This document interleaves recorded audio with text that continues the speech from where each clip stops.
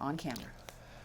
Today's December 7th, 2018. My name is Joe Bruckner. I'm a volunteer with the Atlanta History Center. And with me is Ed Woods, who is also a volunteer with the Atlanta History Center, and Sue Verhoff, who is the Director of Oral History and Genealogy at the History Center. We're honored to have with us today Mr. Sam Friedman.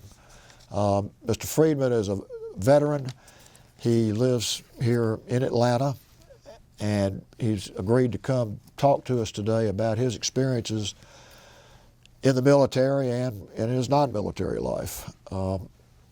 This is part of the Library of Congress Veterans History Project, and Mr. Friedman, your story will be at the Library of Congress as long as the Library of Congress exists now after you tell the story. We really appreciate you coming in. Would you give us your full name and the city and state where you currently live? Joe, thank you for inviting me to do this.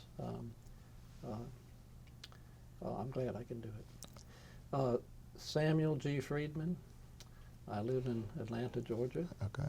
Where and when were you born? I was born in San Juan, Puerto Rico in 1940. Okay. Tell us a little bit about your upbringing, please. My grandfather, after whom I'm named, Samuel G. Friedman, was a Russian Jew, and he escaped Russia during the pogroms, late 1800s, 1890s or so, when the Tsar was killing Jews.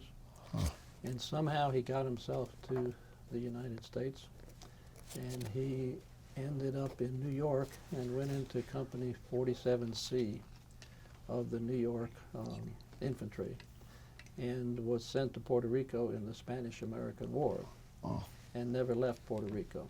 He was a businessman there, and from what I can gather, was very successful. I never knew him because he died the year I was born. So that's how we got to Puerto Rico. My mother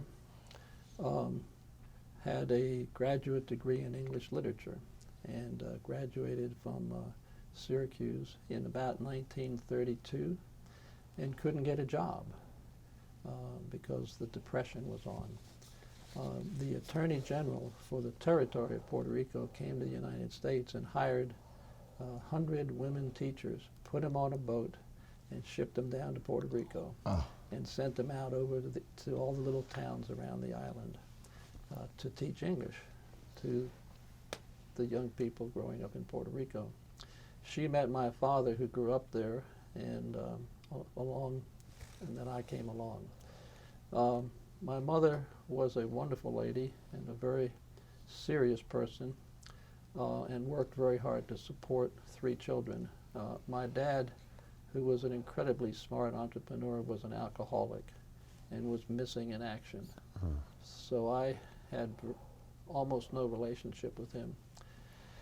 One of the things he did, which has since been well documented, is he had the idea after the war of bringing Puerto Ricans to the United States to work in the tomato fields of New Jersey and the steel mills of Gary, Indiana, and what have you. So he started a business of bringing Puerto Ricans to the United States. And that really started the whole emigration of Puerto Ricans to the United States. The Puerto Rican government decided to take that business over, so they ended up putting him out of business. His program was to contract with farmers and steel mills and the big companies to provide a certain number of workers, and then he would take them back to Puerto Rico. And he actually chartered big ships. He actually chartered a number of planes. I mean, there's some really strange stories I've heard about that, but he would take them home. Dad was totally bilingual. He had grown up in Puerto Rico. If he was speaking to you in English, you'd never know he had another language. If he was speaking to you in Spanish, you'd never know he had another language. Very charismatic guy, unfortunately not very disciplined, and did have a serious disease called alcoholism.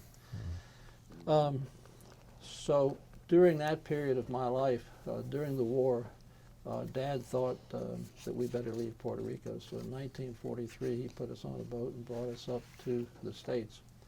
The Germans had submarines all over the Caribbean and South America, and were heavily invested in Argentina. Yeah. And the Argentine government was supporting Hitler. Perón was one of his followers who was the president. So the Nazis were all over the Caribbean, and Dad was afraid that that they would invade Puerto Rico, and we would become prisoners of that at that time. So we came to the States in '43, and we went through a series of moves from Philadelphia to Delaware to Florida, and Dad never could totally adjust to America. He was not very educated and really couldn't operate in a very sophisticated kind of a world that America was versus Puerto Rico. So we moved. So we ended up going back to Puerto Rico. So I was in the States between about 1943 and maybe 48, something like that. I didn't know anything about war. I didn't know anything about soldiers. My uncle, who had lived in Puerto Rico, was in the Army, and he was in the Army in Puerto Rico. He was an officer and had served in South America.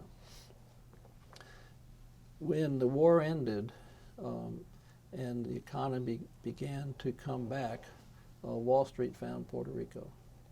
And so in about 1950, they found my father and my uncle, who were both bilingual, knew Puerto Rico, knew the culture, and were very honest people. So they financed a lot of the residential development that my dad and uncle did. So all of the residential development down there now started with 3 big projects they had. If you fly into the San Juan airport, everything around there was the original development. There were 2 other developments, and they were very patriotic, so they named them after American cities. You know, they had San Francisco, they had Los Angeles, the airport area was Los Angeles, and they had Beverly Hills, which was the original coffee plantation that my grandfather had after he left the Army and settled in Puerto Rico. I wish I had known him, because he must have been an amazing guy. At the age of about 44 or 45, the First World War had started, and he volunteered to go back. Is that right? They didn't take him, I guess, because of his age or whatever, but he did try to get back in the Army.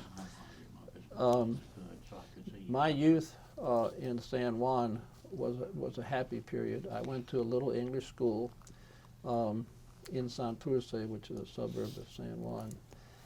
And the headmistress of that school had gone down there with my mother, Mary Louise Gandia, and so that was my upbringing. This would have been in about 1953, 54, 55, and we didn't have sports. We didn't have TV. We didn't have football. We didn't have anything, but we had a Boy Scout troop. And so my personality just fit very well into the Boy Scouts, and I was very, very active in the Scouts, and I became an Eagle Scout. I was the 50th Eagle Scout in Puerto Rico. Well, congratulations. That's something to be proud of. Well, it was my whole life, and I'm very grateful that I had that experience. My uncle, George Friedman, was the first Eagle Scout in Puerto Rico, so apparently there was a DNA thing of some kind. That was my whole life. And then after I became an Eagle at the age of 14, I started what then is called an explorer troop, which was really, we had a sailboat, and it was sort of a Sea Scouts kind of a thing, which was a lot of fun. When I was 14, Mary Louise Gandia, the headmistress of this little school, sat me down. My mother was there, and they said, take a test. So I took a test. I had no idea why I was being tested, but I took a test. The next thing I knew, I had been accepted at a school in Massachusetts called Phillips Academy, Andover, Massachusetts. Its claim to fame is the Bushes went to school there. And George Washington had his original troop there on the parade ground, so you know, there's a lot of history at Andover. I left Puerto Rico on a DC-6 at the age of 15 Totally terrified. I'm on this airplane with a lot of Puerto Ricans. I'm going to the United States. I have no idea where I'm going. We ended up in Philadelphia, and I did have an Irish grandfather there, and he met me, and he put me on a train to go to Andover. And I really didn't know where Andover was. I really had no idea where I was going. There was another kid there, and I said, I'm going to Andover. Do you know where it is? He said, yeah, I'm going. Follow me. So I followed him. I spent the next 3 years at Andover. I was in 10, 11, 12th grades there. I was a scholarship boy. I had a full scholarship. I had a job and served food 3 meals a day. And it was quite a traumatic experience. I originally moved into a little house called Farrar House, and I had a roommate, and before I knew it, he had moved me out, and he moved in with a famous football player that is going to Andover. I had never seen a football game until I went to Andover. Oh. And I certainly wasn't an athlete. All I knew was that I didn't want to end up where my father was. Yeah. I was going to get through Andover, no matter what. And I worked my butt off. I never felt like I was that smart. I knew I didn't have a good memory. And this was a group of people, some of whom were very wealthy. Spring break, they would fly to Switzerland to ski. I couldn't quite imagine skiing in Switzerland. You know, I'd never been there, all that kind of stuff. There were some scholarship boys, and so we kind of hung out together. And of course, you always had your jocks and you had your guys who hung out together, and you know, they kicked sand in my face, but that was okay. I knew I was going to get out of Andover. I knew I was going to graduate, no matter what. I did have an interesting experience my senior year. I was, as opposed to being a general waiter, where I waited on all the tables and 3 meals a day, they assigned me to the bachelor's dining room. And there were, I don't know, 6 or 8 guys, professors there, who were bachelors, and they had their own little dining room.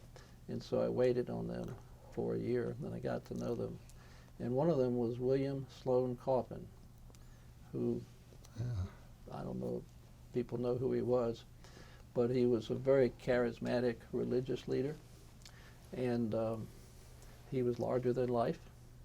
And he went on to, he was the chaplain of Andover, and when he left Andover, he went on to the big Presbyterian church on Riverside Drive in New York City, and then he marched in the civil rights marches with Spock and those guys. But I remember one time he got talking about the Second World War. And that really was the first time I became aware about the Second World War. Huh.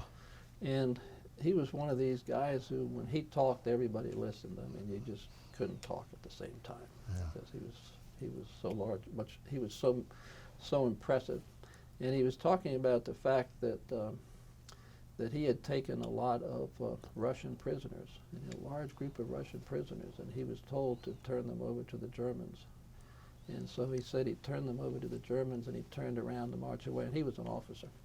And the next thing he heard a lot of gunshots. And when he looked back, they had all been executed by the Germans. And they were there, and he said, I'll never forget, he said, that's the last time I turned any Russians over to the Germans. When it came time to go to college, I really had a feeling I wanted to go to California because I heard it was sunny out there. And that was my whole motivation. I never got used to New England winters. I just never did. And so the guys from Stanford came, and I interviewed with them, and they said, you're accepted. And I said, gosh, that is great. But I said, I need money. I said, I mean, I'm a scholarship boy. I really have nothing. My mother can't afford anything, and so I need a full scholarship. And they said, well, you have to take a test to get a full scholarship. And I said, well, I don't test very well. So I'm thinking I'm never going to get that scholarship. The folks from Brown University came up, and I had been there because one of my roommate's sister went to Brown, and I'd been there, and so they came up and interviewed me, and they said, well, you're accepted. And this would have been like in October. Normally, the decision about colleges weren't made until March, and that's when everybody began to hear if they were going to go. And generally from Andover, everybody went to either Harvard, Yale, or Princeton. That was it. Everybody in my class, except a few of us, were going to go to Harvard, Yale, or Princeton. In fact, one of our guys in that class, whose name I won't mention, his grandfather went to Harvard, father went to Harvard, and he was going to have a nervous breakdown if he didn't get accepted. And I really thought he was going to collapse. Of course, he was accepted. He went on to get a graduate degree. He became a professor at Harvard, and he's still there. So there was a whole thing. Of course, the Bushes were going to go to Yale. There's never any question about that. The Brown guys came up and said, "You're accepted," in I think it was October. And I said, "Gee, thank you, but I need money. I mean, I can't afford it." They said, "You got everything you need." And I said, "I accept." So I accepted in October and never gave it a second thought. And went to Brown. I'll come back to Brown, but after my first year at Andover, I knew I needed to make money, so I got a job through an Andover employment office in a restaurant at Center Harbor on Lake Winnipesaukee in New Hampshire. So I'm up there, I guess then I'm 16 years old, I'm waiting on tables, and I'm alone in the world. I really don't feel like I have anybody in the world. My mother would write me when she could, but that wasn't too, I mean, she did the best she could, but so I really felt like I was all alone in the world, and I knew I had to make it. So I worked there, and there two things happened that were kind of interesting. One is, one day I went out after lunch, and I got in a canoe and I went out on Winnipesaukee, which is a really big lake, and I was alone there, and nobody knew I was there, and it never occurred to me I should tell anybody. I'm just out canoeing. I was probably a quarter of a mile out or something like that, and a storm came up, and somehow I fell in the water, and I'm there in the water, the canoe is there, and I learned for the first time how hard it is to get into a canoe if there's nobody else in it. Because if you hold the side of the canoe, it fills with water.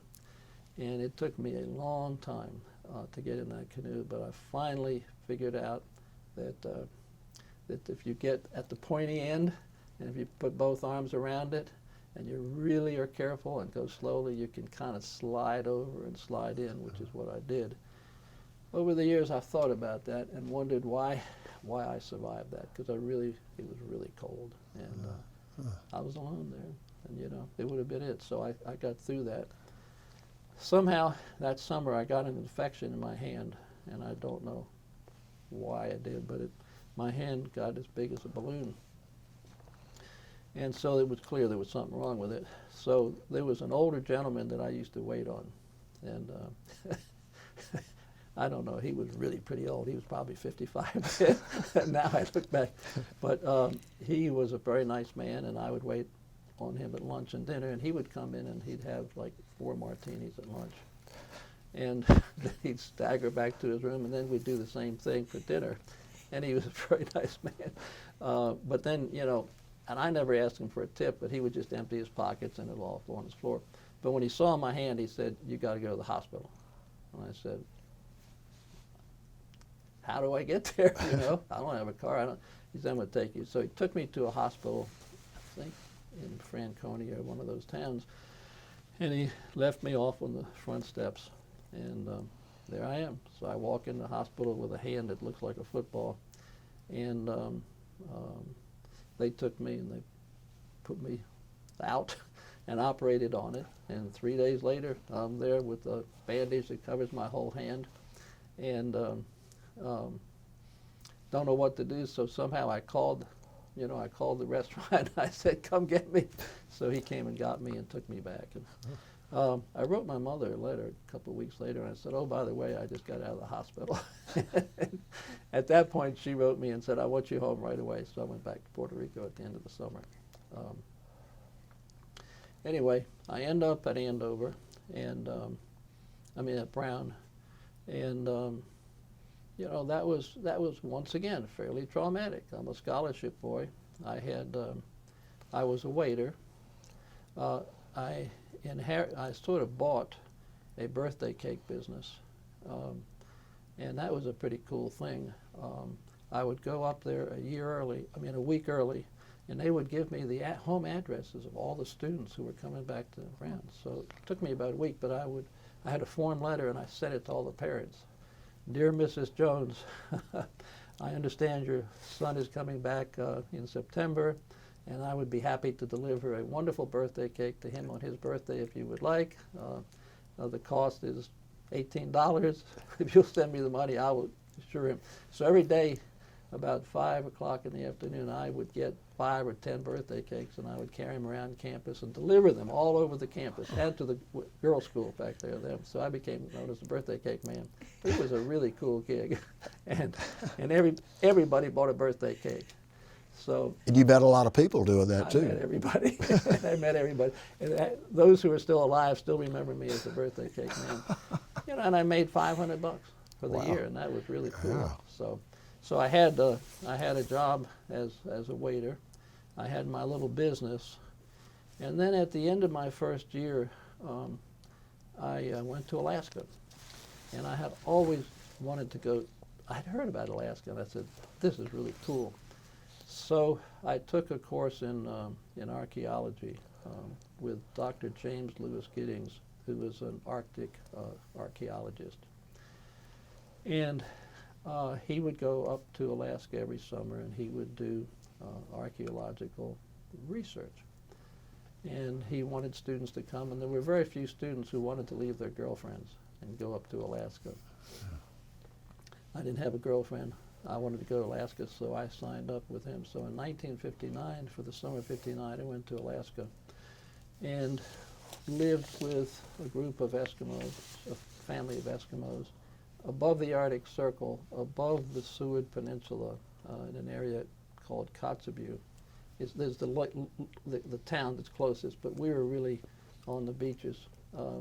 We were flown out in a bush plane. They left us on the beach. We had tents, and then we would do research. His thing was that there were beach ridges up there that had grown up over the years, and by excavating the remains of Eskimo archaeology there, he could date those beach ridges, and that's what we did. We excavated homes of Eskimos who had lived there, hundreds of years back, and in fact they went back for thousands of years. One day I was on a cliff overlooking these beach ridges, and I found some arrowheads and things that we later dated at about 40,000 years ago using uranium, dating U-235, stuff like that. He wrote a book called Ancient Men of the Arctic, which I'm in, and it's about all of his excavations, and there are pictures of me in there when I'm 19. So I have a lot of fun showing that to my grandchildren, what I look like, on a beach. And by the way, there was no REI back then.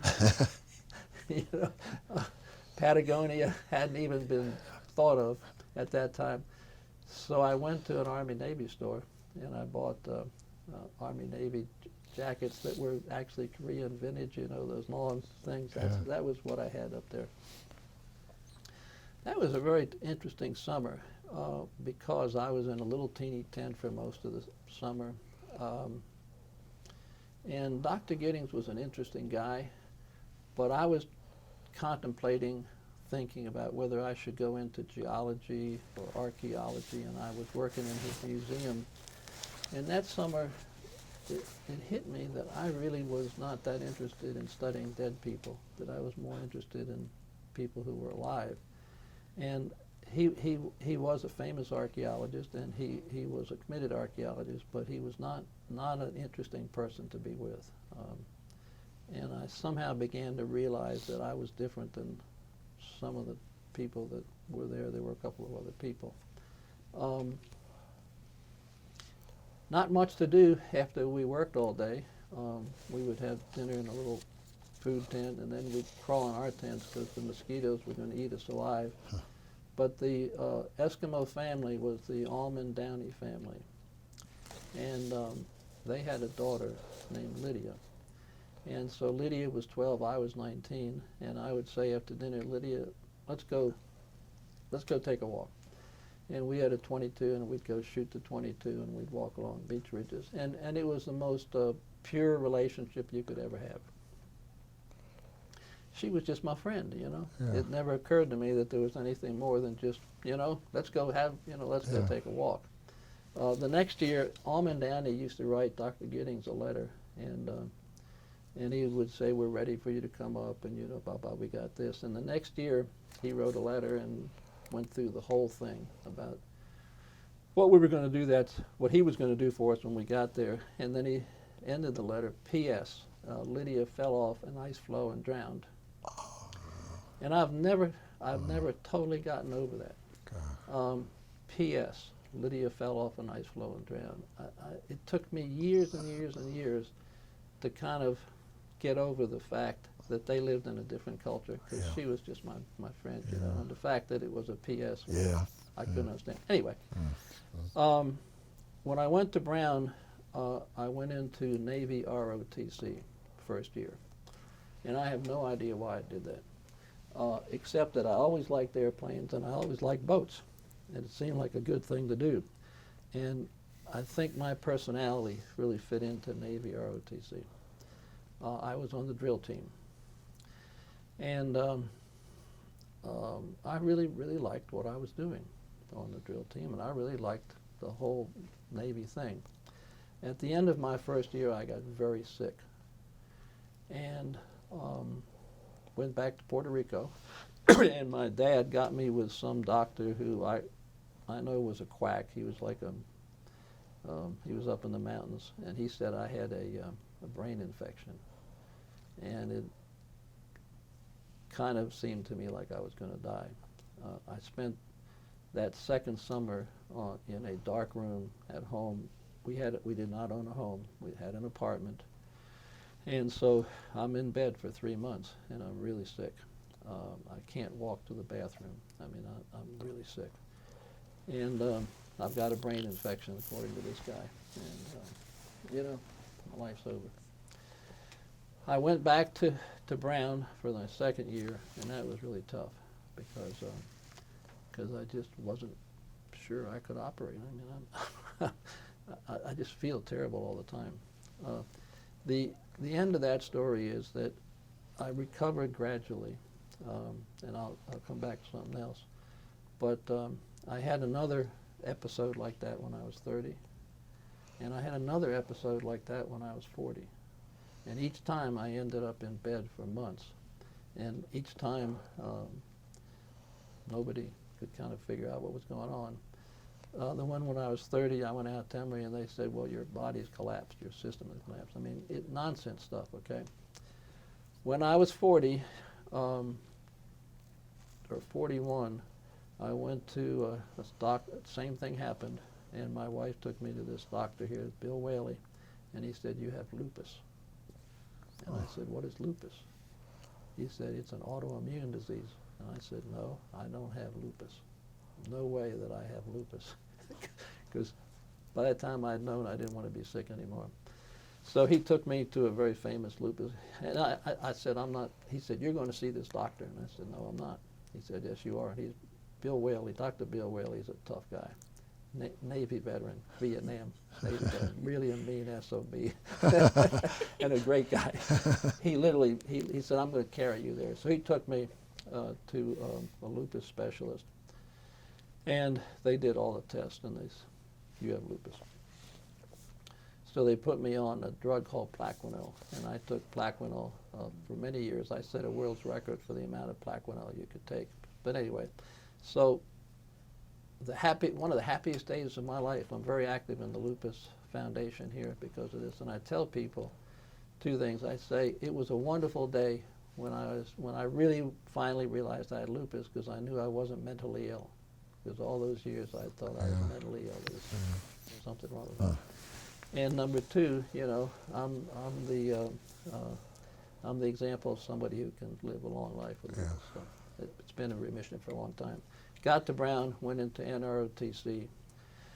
At the end of my first year, I had my first lupus attack and had to drop out of NOTC.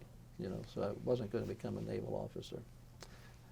I got out of Brown, went to work for Manufacturers Hanover Trust Company, fourth largest bank in the world. Got married, went to Wall Street, which is where their office, the international division was. And that was 1962, and I had never heard of Vietnam.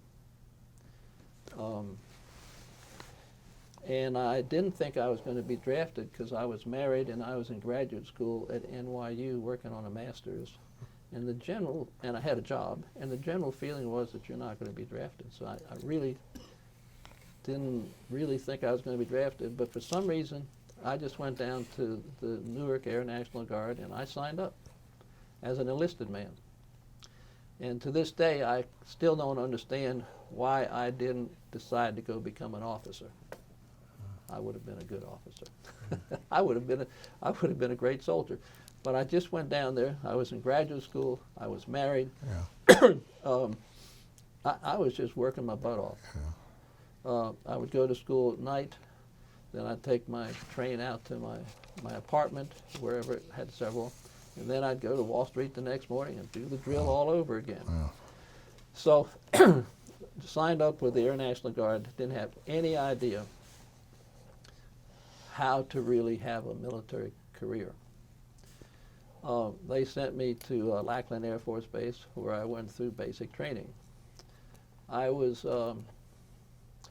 in our squadron, I was probably the only college graduate. Everybody else was an enlisted guy. It was pretty interesting. Our first sergeant didn't like me because I was educated, so he went out of his way to let me know he didn't like me. Two things happened that I've always remembered of that is one, it was a great experience. There was a guy in our squadron who one day they came to get, and they marched him out. And 3 days later he came back and he said, "They've kicked me out." And I said, "Why?" He said, "Because they say I'm queer." And I said, "Are you queer?" He said, "No, I'm not queer." And I said, "Why do they say you're queer?" This is literally the conversation we had. He said, "Because I'm a hairdresser in this little town in Kansas." And he said, "The reason I'm a hairdresser is there's only two ways to make money in town. One is to own the bank, and I don't own it, and two is to be a hairdresser, and I make a lot of money." And I said, "Well, been nice to know you," and he was gone. Gee. The other thing that happened was that our first sergeant, who probably had a third grade education, the last day that I was there when I was finally, graduating, came to me and asked me if I would help him with his tax return. He had one of those little W4 cards, and he couldn't fill it out. And he said, "Would you help me do that?" And I said, "Sergeant, of course I will help you do that." And I thought it was so sad that he wasn't able to fill that out. I went on. I was then sent to Chanute Air Force Base, and I was trained to be a hydraulic technician on the F-104, which was an early stage jet airplane. And I had no idea what I was doing. I went back to my guard unit in New Jersey, and I reported for duty every weekend. I was a National Guardsman once a month. I went into formation, and the guard unit was mostly World War II and Korean War guys, most of whom were civilian employees of the whomever, Air Force or Army, and this was like a private club, and I was a weekend warrior. And they really didn't care about helping me progress in the ranks. I was an airman third class. They didn't care about trying to keep me in the guard. They didn't do anything, and I didn't quite know what to do either. But they did realize I had some very important talents, and they knew that I could wash an airplane.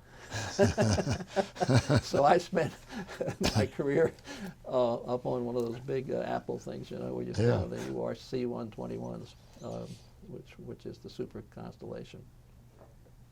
I'm now a pilot, and I have spent a lot of time flying. So I've spent, and I'm really into military history for many years, so I know a lot about Super Connie. But anyway, I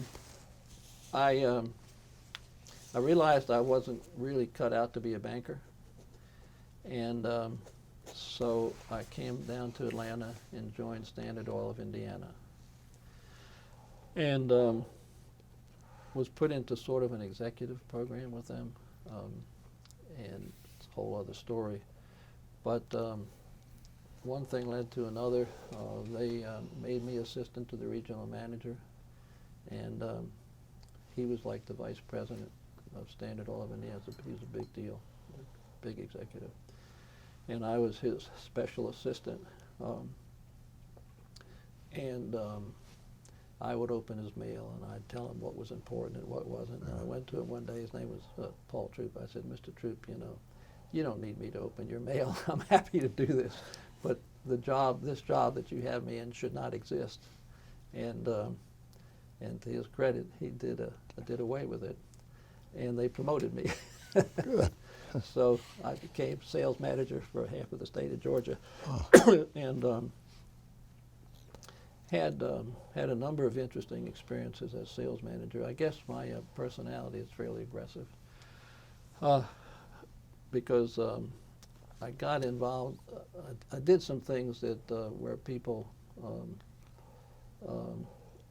really wanted to kill me, you know, and it's kind of a funny story now.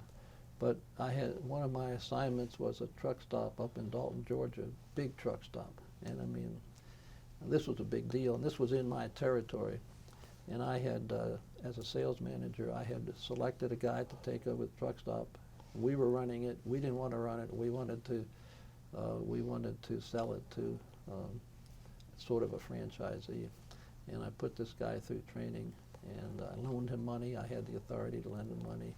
And we checked them in, and the check-in is about a 3-day process because you have an auditor and you got to audit every little can of oil, every tire, every bolt, everything. So I'm sitting there. I got my guy Ray Garman, who's my auditor, checking him in, and I'm sitting there with this guy, and suddenly he pulls a gun out and he puts it on the table, and he says, "I can't do this. I can't do this. It's just more than I want." And that's the first time I really began to understand that when things get really tough, I seem to be able to handle them. Because I said, "No problem, I understand. We're going to make this right for you so you can leave." I called Ray over and I said, "Ray, this very nice man has changed his mind. You have 30 minutes to reverse your audit, and we'll have a cup of coffee and just get to know each other a little more." And he said, "Sam, it would take me 3 days to reverse the audit." I said, "Ray, you have 30 minutes to reverse the audit. I will take full responsibility, and this very nice man and I are going to do it, and then he's going to go home and be happy." Ray looked at me and he said, "Well, okay, Sam." So he finished his audit. I said goodbye to the gentleman, and I was back running a truck stop as a sales manager. Well, that's a credit to you, because a lot of people would have just been hard-nosed about it. Don't tell them what would have happened to the poor guy. It could, well, you know, at the time I just knew I had to get this over with calmly, you know. And, Now, were you still in the Guard at this time? I was still in the Guard at this time. When I returned to Atlanta, and I should have gotten into that, I went up to Dobyns and reported for duty. And they said, "Airman," this would have been 1965, they said, "Airman, stand by, we'll contact you." "Yes, sir." So I went home. Next thing I knew, I got a communication that said I had been put in a control group in Denver. I had no idea what a control group was, except I think I've now learned that that was a reserve group. And I never heard from them again until December of 1968, when I got an honorable discharge in the mail from the Air Force. Huh. And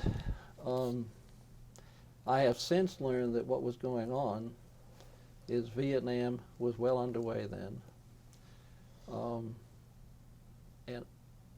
And I, at that time, didn't really realize what was going on in Vietnam. I didn't know anything about Vietnam. I was working, I was all kinds of stuff, okay?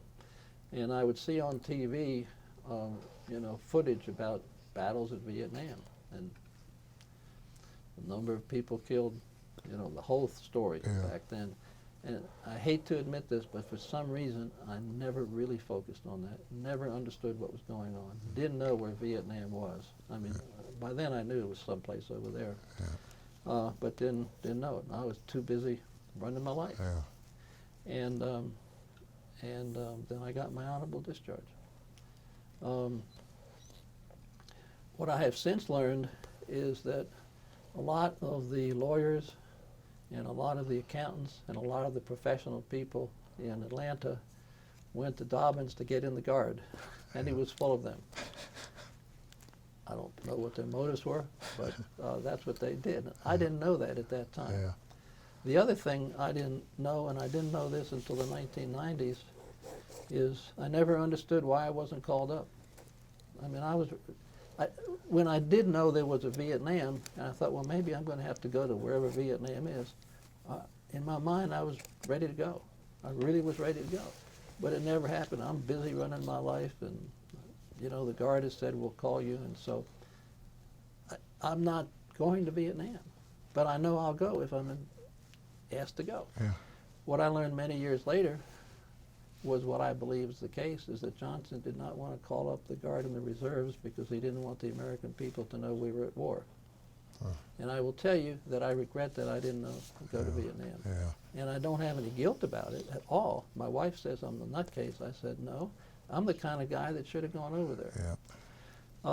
My two friends in the ROTC, Navy NROTC at Brown, went on and became F-18, not F-18.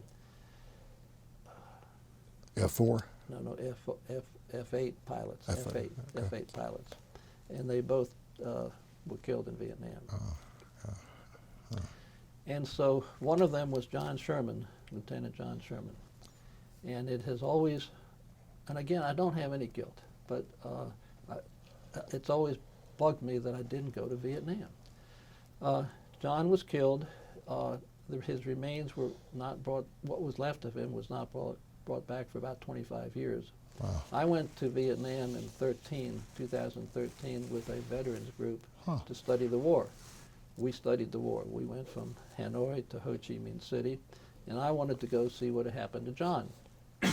And I found out what happened to John because one of the guys, there were 6 of us who were kind of veteran types. There were 3 that had been there and 3 of us who did not go to Vietnam. And one of them had been stationed near a Marine base where John would have been west of Da Nang. And I don't remember the name of it, but it's now, I think, an international airport there, kind of a small international, they call it international. But anyway, and he got there in the morning, and as I am told, was asked to go support some ground troops who were in a firefight, and he did. He took off. They were about a mile over there.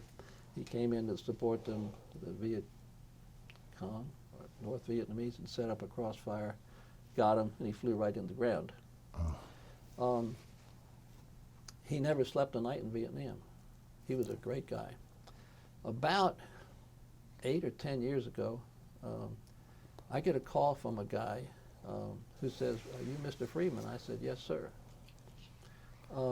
He said, "Did you know Lieutenant John Sherman?" I said, "Absolutely, he's a good friend of mine." And John and I were kind of look-alike. He had red hair and I had red hair, and people used to confuse us. And he said, "Well, there is a Vietnamese peace delegation in Washington, and one of the members of the delegation is the individual who buried the remains of Lieutenant Sherman, and he has his knife and his watch, and he'd like to return it to the family. Can you help?" And I said, "Of course." There is no family left, so they're now, those artifacts are now in the archives at Brown University.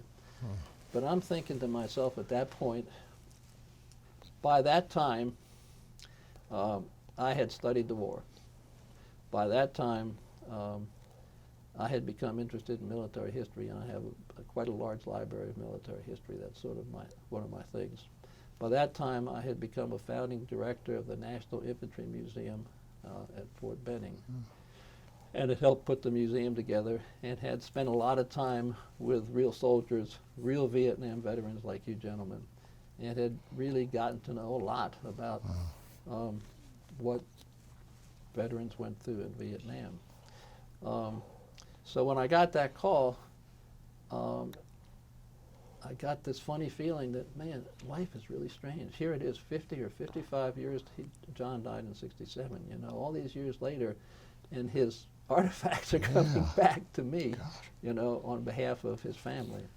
And I think a lot about John. I have a file on John. Well, So- that's credit to you that you got involved, that you went to Vietnam to learn the history, and you've continued to study military history. It's really of great interest to me. Let me ask you a question about your trip over there. That was your first visit to Vietnam. Yes, sir. And this was 2004, Through 2013. 13. What was your impression of the people's attitude, particularly the South, towards you or towards other Americans? My impression was that they loved Americans, that they loved the U.S. dollar, that most of them had not been alive during the war, and that the war was past history and was of no matter to them. Now, having said that, we did learn a lot about the government that is a communist government. And we did learn that if you run for office from a local town and you're not in the Communist Party, you're probably going to end up in jail the next day. We did learn what happened after the communists took over and how the people starved because they had to give all their rice to the government. And we did see some of the government's military installations, and they were not very friendly. I tried to take their pictures. They were not happy with us. We had a guide every place we went, and we went with a group called Ballard Tourist that does tours to military, historical places militarily around the world. And our guide, our leader was a retired colonel, 2 tours in Vietnam, Silver Star, Bronze Star, Purple Heart, the whole deal, great guy.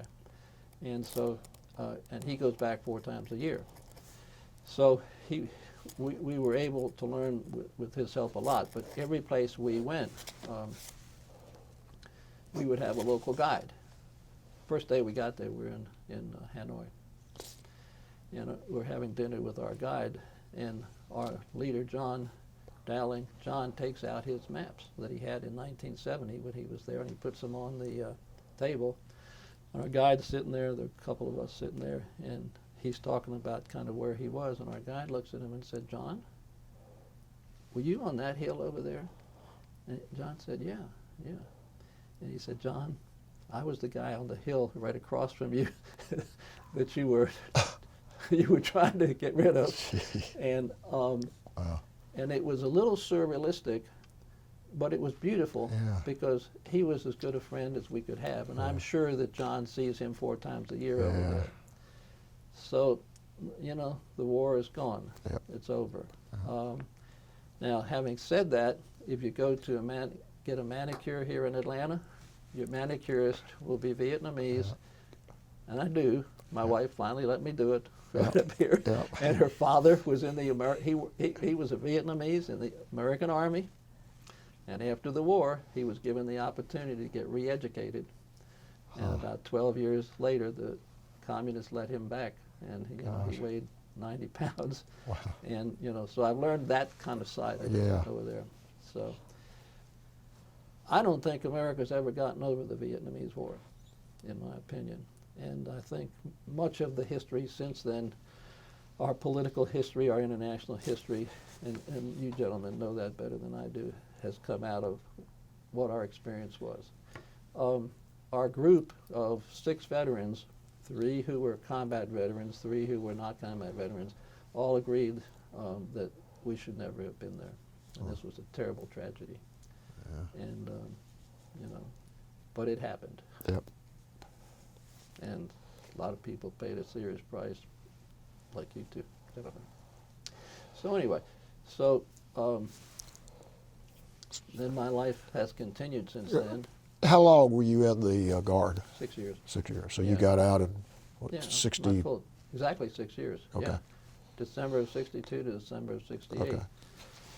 And as I've said, I wish I'd had a better experience in the Guard. Yeah. I'm really unhappy that our leadership did not give me the opportunity to be what I could have been in the Guard. Yeah. I don't have any guilt about that, but I know I could have been a really good soldier. Yeah. My work down at Fort Benning has been fascinating. It's given me a chance to meet a lot of veterans, to learn a lot. And I was really active on the board. I would go to board meetings, and there would be a couple civilians, but mostly it was colonels and generals. Make a long story short, the museum originally was $110 million. They had $10 million of debt left, and I was there day one. I was one of the original directors. My name's up on the wall, Wow. the brass plaque, you know, because I was a founding director. And I finally got the board after 3 years to hire an Atlanta firm called Cox Curry, which is a financial consulting firm, to raise money. And we put together committees, and we raised enough money to pay off the $10 million, on and on and on. I never got a medal when I was in the military. I didn't deserve one. I hadn't done anything to deserve it, but I wish I had some. But a couple years ago, after that whole fundraising thing was through, the president and the executive vice president of the National Infantry Foundation called me up and said, "Sam, we want to come up and give a report to your committee about how we've used this money that you helped to raise. Is that okay with you? Can you kind of?" I said, "Absolutely." I said, "Come on up there." And so we had a lunch and had a lot of our committee members who were all active Atlanta citizens, and gave him a report. And then after that ended, the door opened and my wife came in, my son came in, my daughter from Asheville came in, my very close buddy Mac Secord, who was a Vietnam Air Force pilot, on and on and on. And they awarded me the Order of St Maurice, which is one of these things like this, which is the highest award the National Infantry Association gives to a civilian. Gosh. And that was very, very emotional for me, because I had had business-wise, a very difficult experience in Columbus. I owned a business down there, a hotel business, and everything in the world that could have gone wrong went wrong. And so I was a little bit unhappy about my experience in Columbus, very happy about my experience with the military down there, but that kind of put it all to rest.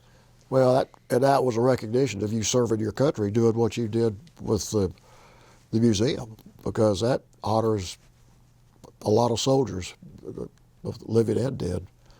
And without what you did, it probably wouldn't be what it is today. That was the first time I felt like, and coming from the National Infantry Association, Yeah. that I respect so much, it really kind of put it all to rest. And that's not one of those awards that a lot of people get. I know that. I mean, I know that's special when you get some awarded that. So I know your family was proud of you. They were, and I felt like, it's okay, Sam. You've Yeah. done your job. Yeah, now, yeah. finally. Yeah. But the most wonderful thing about all of that has been the opportunity to meet veterans like you gentlemen, and to get to know them and to hear their stories. The next phase of military stuff was a couple years ago, about 3 years ago. I got a call from Governor Nathan Deal's assistant, and she says, "Mr. Friedman, I'm Nathan Deal's assistant, please call me back." I really didn't believe it was Nathan Deal's assistant. I really thought it was somebody pulling my chain, and so I didn't call her back. 3 days later, I said, "I'm going to call that number back, and I'm going to have some fun with whoever is having fun with me, and we'll just kind of turn this thing around." And I called the number back, and yes, it was Governor Nathan Deal's assistant. "Oh, yes, ma'am." Mr. Friedman, would you be willing to serve on the World War I Centennial Commission? Oh, gosh. He was appointed by Nathan Deal. Had no idea what she was talking about, but I felt that if Nathan Deal wanted to appoint me to a commission, I'm going to say, yes, ma'am. I would certainly be willing to serve. Hung up the phone, immediately got online and looked up Georgia World War I Centennial Commission and said, oh, 3 days later he announced that it was in the newspaper. Yeah. So I've been one of the 6 commissioners on the World War I Centennial Commission. That must be fascinating, doing what you have to do as you perform those duties. I have immediately started reading, and I have read extensively about the First World War. And it's been an incredible journey to learn about the First World War. And I am very proud that the Commission has done some really good work. And to make a long story short, the Commission decided to do a number of things. My particular very strong passion was to educate young people about the First World War, because nobody knows about the First World War that was 100 years ago. So we have put together a program and raised money to educate young people.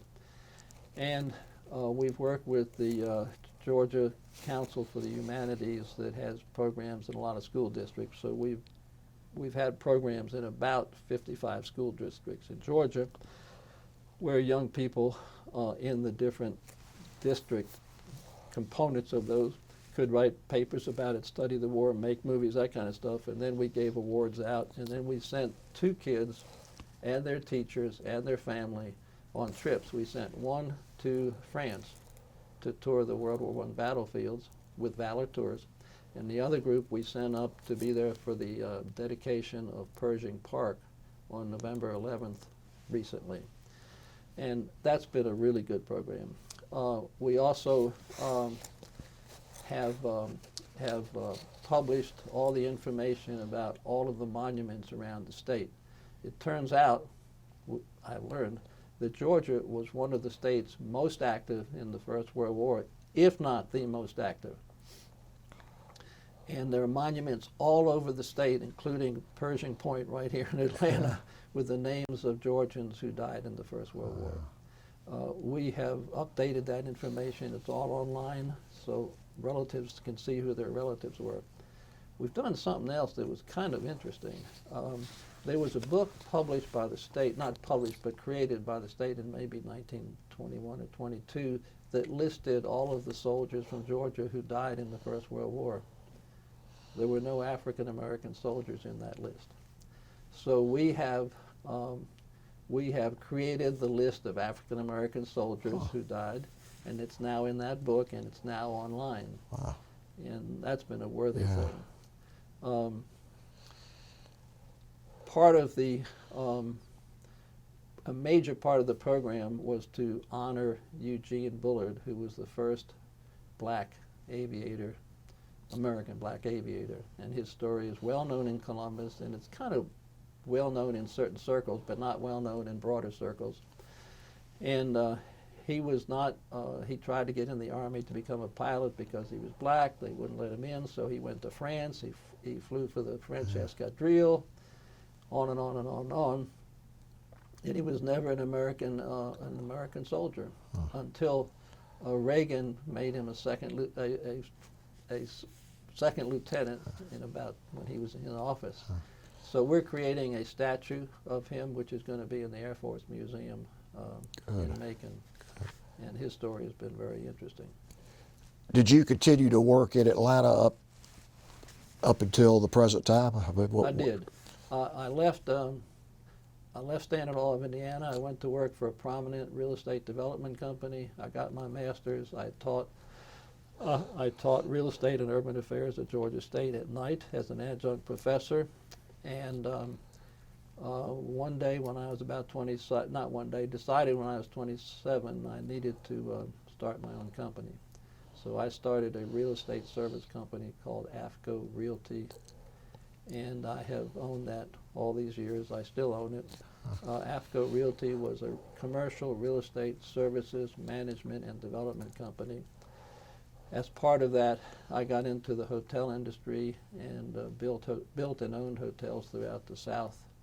And that really is what got me to Fort Benning, because I started building hotels at military installations to take care of their families, and I just thought it was a sub-market that really hadn't been addressed, identified, what have you. And so I built a hotel at Fort Benning. But I had hotels at Pensacola, had them all over the South. Wow. And so I've been a businessman most of my life, entrepreneur. Obviously a successful one. I survived, and I've promised God I'll never do it again. But no, it's been really a wonderful experience. A lot of down times, a lot of bad times, a lot of good times. I'm now writing a book that I hope will help new small business people. My biggest problem when I was 27 starting AFCO Realty was that I had nobody to talk to. I had nobody that I could seek advice from about what to do. And I had a father-in-law at that time who was vice president of a huge oil company, and God bless him, he was a nice man, but he was clueless about how to run a small business. So I asked him to be on my little teeny board. Yeah. It didn't exist, and he didn't want to do that because it was too much liability. Liability, I hadn't even done anything yet. But so I'm trying to write a book that can help the person that wants to start the business. You know, what do you have to know about banking relationships? What do you have to know about people relationships? If you run a big organization, you have a vice president of HR, a vice president of operations, a vice president of finance. If you have a small business, you're the vice president of everything. Yeah. And you're not really emotionally or psychologically prepared to deal with a lot of the issues that you have to deal with, and you're hanging on trying to survive. I want to ask you a couple of things. Going back to when you were in the Guard, I know you weren't wearing your uniform during the week, but you were wearing it on the weekends. And did you ever catch any grief from people, either on the street as you had your uniform on, or anybody that knew you were in the Guard, because that's when there were a lot of the anti-war protesters and some of the members of the military were being harassed a little bit? Did that type of situation ever affect you? No, because I went in '62. I only wore my uniforms on weekends. I never had any formal events that I had to go to. The guys at the bank that I worked with probably didn't understand why I had done it, but they couldn't care. Yeah. You know, what did you do, Sam? You went down to Newark and got in the Air National Guard, and there was not, the protest movement had not started, so 62, 63, 64, and then I came down here, and that's when I became less active because I really wasn't reporting for duty on the weekends and all that. So I didn't have any experience like that. And tell us about your family or anything you want to talk about. You mentioned a son. I was divorced after 19 years. Several years later, I met the woman that gave me life. Her name is Susan. She had 3 children. I had 2 children. I was 42 then, and we were married, and all the children moved in with us. Oh, wow. So we were the classic Brady Bunch. Yeah. And that was the greatest blessing for me, not especially to be married to Susan. And I tell people that my life began when I met Susan, and they always kind of, the girls go, ooh, goo, goo, you know. And I say, no, I mean it. So we raised those kids together. That was a beautiful experience. My kids' closest friends in the world are their stepbrothers and stepsisters, and vice versa. Good. To the point where it's a little strange sometimes. The 3 boys became lawyers. One is a criminal lawyer, so stepson, John, and he's an amazing man. He's able to do things I couldn't do because his client list is really ugly. But it's an important part of our country, and I'm so proud of him. His brother is a business lawyer, insurance lawyer, and does a fabulous job. Litigator, goes to court. My natural son is a recovering lawyer. He left the law, and he's an associate broker with Dorsey Austin, and loves what he's doing, and we're very close. Have two girls. One of them lives in Asheville, my natural daughter, and she's an amazing person. Her name is Tammy, and she grew up and we became an intensive care nurse after 5 years of training, and used to make fun of me because I was just a grubby businessman out there making money and stuff like that. And one day she calls me and she says, "Dad, I love you. Guess what?" I said, "What?" She said, "I'm going into real estate." Really? And so we have a lot of fun with that one. My Susan's daughter, Catherine, who is in Orlando at Winter Park, and she's an artist. And when she was growing up, she wouldn't wear leather, and she was really a pretty far out left-wing artist. Now she owns a business. She's got a husband and two wonderful daughters, and she's more conservative than I am politically. And she and my daughter talk to each other every day, and I tell them that they are just weird. They call each other every day. So I have been blessed with a wonderful family. My life has been really, really wonderful. I was diagnosed with prostate cancer about 12 years ago, and went up to Johns Hopkins prepared to die, and met a wonderful doctor named Dr. Valentine Carter, and he said, "Sam, you don't have to die, and you can be in our watchful waiting program." And so I have been in that program for about 12 years. Good. And it's, I go up there. I went up there for a long time, twice a year, and they would do a biopsy when I went up there every year. One visit was a biopsy, the other one was just a physical. And one of the biopsies caused me to have blood poisoning, and I was going to die. Fortunately, he got involved and they saved my life. It was sepsis, which is a kind of a blood poisoning kind of thing.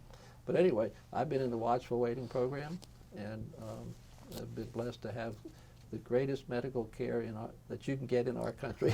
Yeah. So you've overcome a lot of obstacles by your persistence.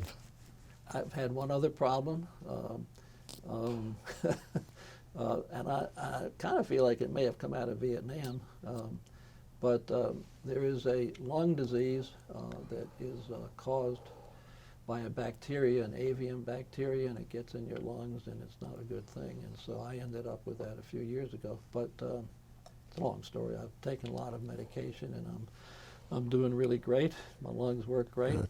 I'm in good health, and I'm blessed. Good. I want to stop for a second, see if Ed or Sue have any questions. No, I'm absolutely, I'm fine. Go ahead. I have one quick one. You mentioned just kind of briefly that you were in business down in Columbus. How did you get involved with the National Infantry Museum? How did that come about? It's a good question. I went there to build a hotel, and I was going to build a hotel to serve Fort Benning and the National Infantry Museum that I had heard about. And I thought that, and I really felt it was the best investment deal, because I had done a lot of investment deals where I bring investors in and we develop stuff. Best investment deal I'd ever done, because the museum was going to get 300,000, 500,000 people a year and visiting it, and they're going to need a place to stay. So I did that.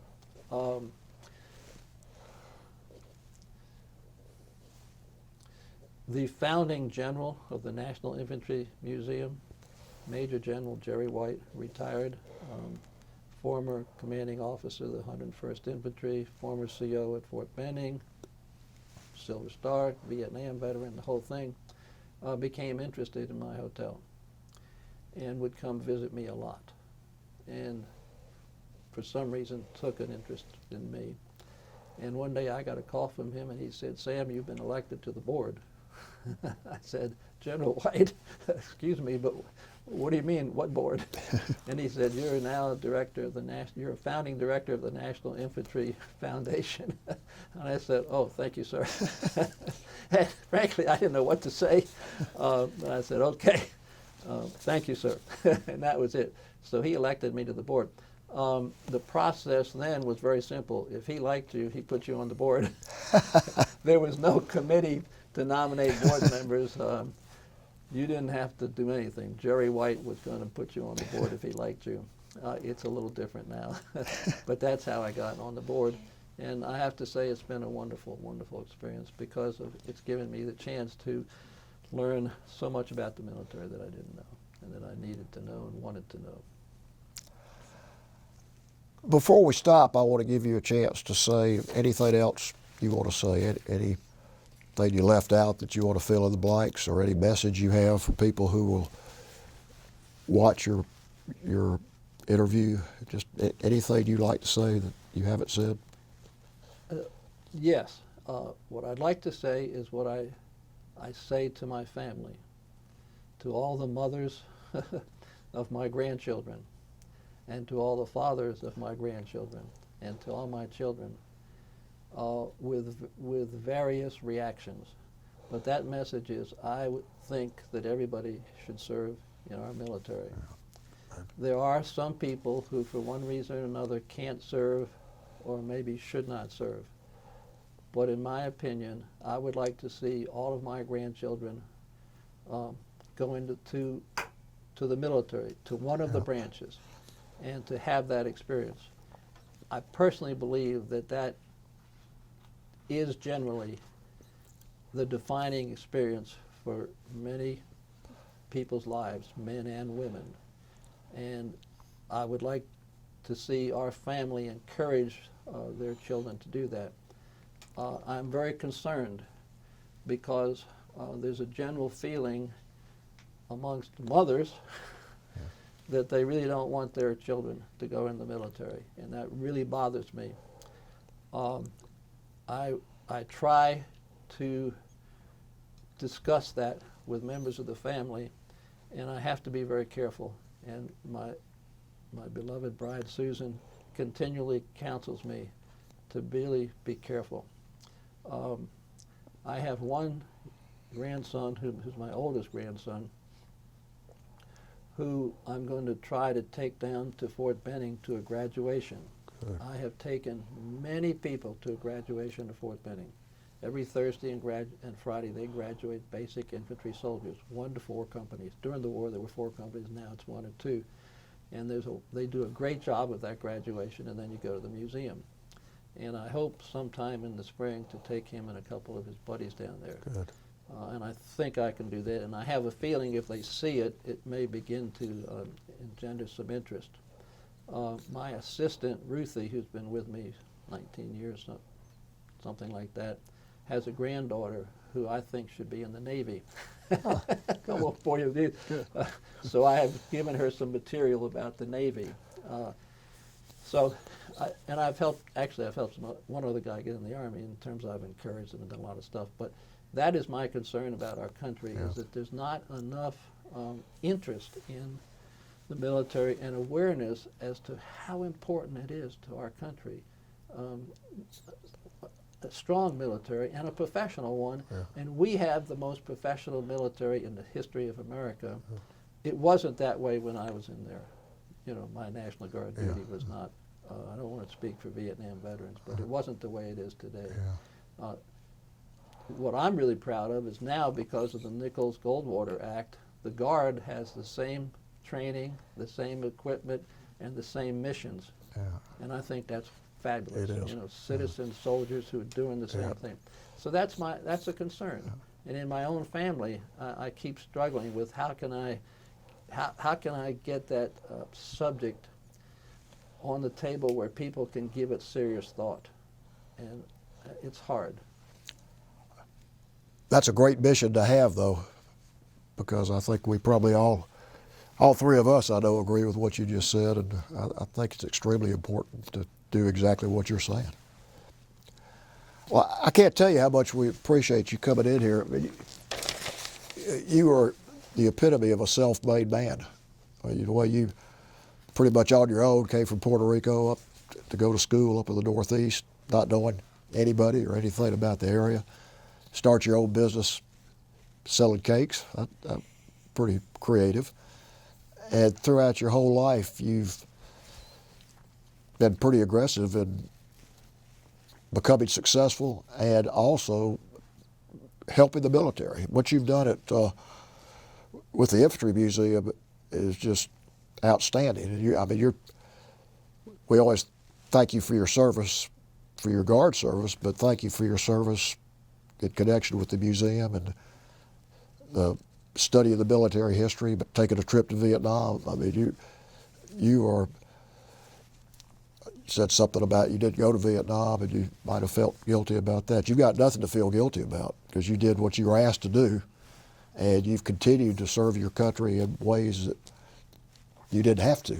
And so I can't tell you how much we appreciate that. And I'm going to finish by just saying thank you for your service. Thank you for saying that. Thank you. Really means a lot to me. Thank you for your Thank you. service. Mhm.